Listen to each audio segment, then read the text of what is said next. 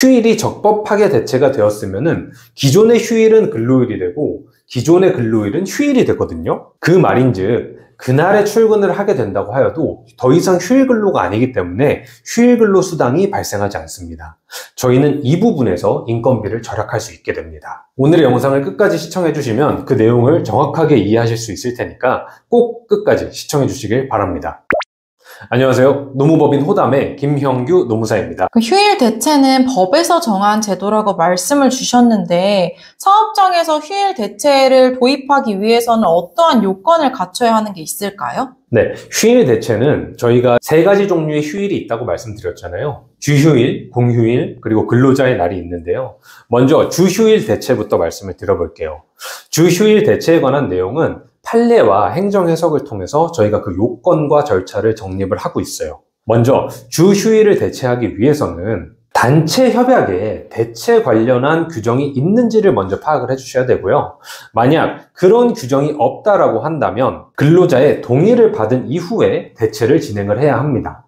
그리고 그 근로자의 휴일을 대체하는 거기 때문에 이것을 미리 얘기를 해줘야겠죠. 그래서 판례에서는 24시간 전에 근로자에게 미리 고지를 하여 그 내용을 동의받도록 하고 있습니다. 또한 다음 주휴일은 우리가 일반적으로 7일 이후에 생길 거잖아요.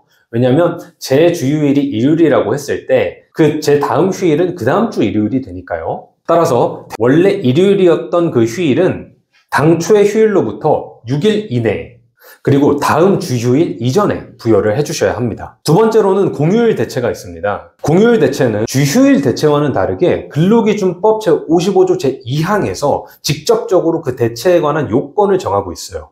거기서 정하고 있는 내용이 어떤 건지를 확인해 보면 근로자 대표와 서면 합의를 통해서 휴일의 대체를 할 수 있다라고 정하고 있는데요. 이거를 통해서 우리가 확인해 볼 수 있는 내용은 반드시 첫 번째로는 사업장의 근로자 대표를 선임을 해주셔야 하고요. 두 번째로는 그 근로자 대표와 서면 합의를 체결해 주셔야 합니다. 그 내용이 반드시 사업장 내에 존재를 해야만 공휴일 대체를 할 수 있는 거고요. 그 효력을 인정받으실 수 있는 겁니다. 세 번째는 근로자의 날도 문의를 해주세요. 저희가 조금 있으면 5월 1일이죠. 근로자의 날인데 근로자의 날은 근로기준법에서 정하고 있는 휴일은 아니에요. 근로자의 날에 관한 법률에 의해서 유급휴일로 보장이 되고 있거든요. 따라서 그 법률의 내용을 보면 5월 1일을 근로자의 날로 명확히 정의를 하고 있습니다. 그렇기 때문에 5월 1일은 다른 날이 될 수가 없잖아요. 따라서 근로자의 날은 대체가 불가능합니다. 즉, 근로자의 날은 어떻게 하더라도 그날 출근했다면 휴일 근로가 되는 겁니다. 그렇다면 이렇게 사업장에서 휴일 대체를 적용했을 때 어떠한 효과가 있는 걸까요? 앞서 말씀드렸던 그 휴일의 대체에 관한 요건을 모두 충족을 해야만 휴일의 대체에 관한 효과가 발효가 되는데요.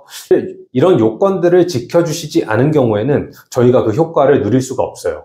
따라서 이 요건이 충족됐다는 가정하에 휴일이 적법하게 대체가 되었으면은 기존의 휴일은 근로일이 되고 기존의 근로일은 휴일이 되거든요. 그 말인즉 그날에 출근을 하게 된다고 하여도 더 이상 휴일 근로가 아니기 때문에 휴일 근로 수당이 발생하지 않습니다.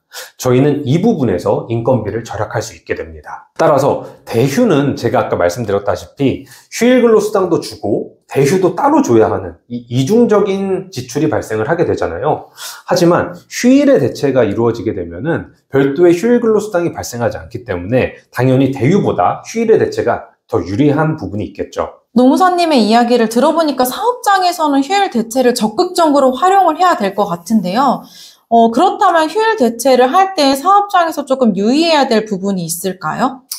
네, 사업장에서 휴일 대체를 많이 활용을 해주시는데요. 여기서 유의해야 할 부분이 있습니다. 바로 일주간의 총 근로시간입니다. 휴일 대체를 행한 근로자가 일주일에 40시간을 초과하게 됐다면 어떻게 될까요? 당연히 연장 근로수당이 발생하겠죠. 따라서 사업장에서는 휴일 대체를 한 근로자가 일주의 근로시간이 40시간을 초과를 하는지를 면밀하게 체크를 해주셔야 됩니다. 휴일 근로수당을 주지 않으려고 근로자의 휴일을 대체를 했는데 일주에 40시간을 넘어버리면 오히려 연장 근로수당이 발생을 하잖아요. 더불어 연장 근로수당과 휴일 근로수당은 그 금액이 동일하기 때문에 이렇게 되면 굳이 저희가 휴일을 대체한 그 이유가 사라지게 되는 거예요.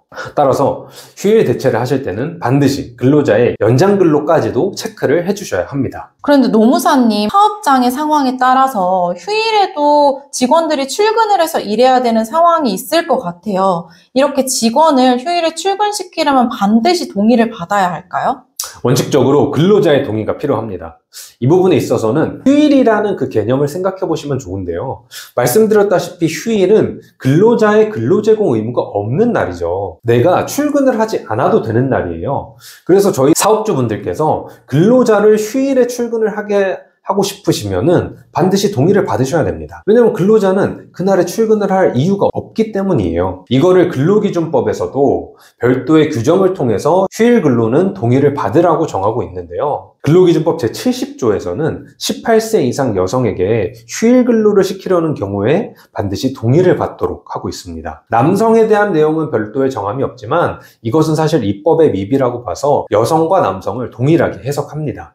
따라서 사업장에서는 직원들에게 휴일 근로를 시키기 위해서 반드시 동의를 받아주셔야 돼요. 노무사님이 말씀하신 것처럼 근로자의 동의를 얻어서 휴일에 근로자를 출근을 시켰다라고 한다면 추가적으로 수당이 발생하는 부분이 있을까요? 맞습니다. 근로기준법 제56조에서는 휴일 근로 수당이라는 것을 정하고 있어요. 앞서 말씀드렸다시피 근로자의 날, 그리고 주휴일, 그리고 공휴일 이렇게 세 가지 종류의 휴일에 출근을 하여 근로를 제공하였다면 당연히 휴일 근로 수당이 발생합니다. 이때 출근을 해서 일을 한 시간이 8시간 이내라면 1.5배의 임금을 지급을 해야 하고요. 만약에 8시간을 초과해서 휴일날 근로를 했다면 그 초과한 시간에 대해서는 2배의 임금을 지급해 주셔야 합니다. 다가오는 5월은 근로자의 날을 비롯하여 어린이날, 대체공휴일 이런 것들로 연휴가 길죠. 아무래도 사업주분들께서 이런 연휴를 어떻게 처리를 해야 할까 고민이 되게 많으실 것 같아요. 오늘의 영상을 참고하셔서 사업 운영에 도움이 꼭 되셨으면 좋겠습니다. 그리고 이에 대해서 더 궁금하신 사항은 댓글로 남겨주시길 부탁드릴게요. 오늘의 영상이 도움이 되셨다면 저희 채널이 아직은 작아서 찾기 힘드실 수도 있으니 구독을 꼭 해주시기를 부탁드리겠고요. 항상 더 좋은 정보로 찾아뵐 수 있도록 노력하겠습니다. 그럼 노무법인 호담의 김형규 노무사였습니다. 감사합니다.